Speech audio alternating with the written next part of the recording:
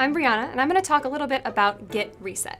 Git Reset is a very helpful Git command that can help you move commits from history back into some of the earlier stages of work. You need to be careful when you're using Git Reset because you'll actually change the commit ID, and if you've pushed the commits up to the remote, you can mess with some of the work that some of your colleagues are working on.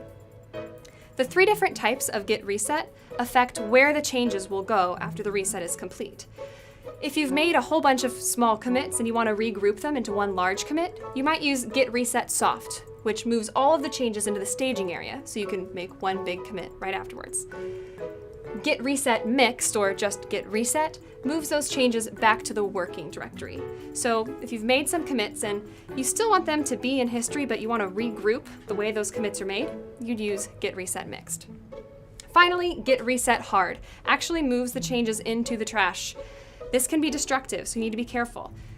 You might want to use Git Reset Hard if you've been making some commits and playing around and decide you don't want to keep anything. The reason that's so destructive is if there's work in the working directory or staging area while you write Git Reset --hard, not only will those go to the trash, but they also won't be able to be accessed through something called the ref log.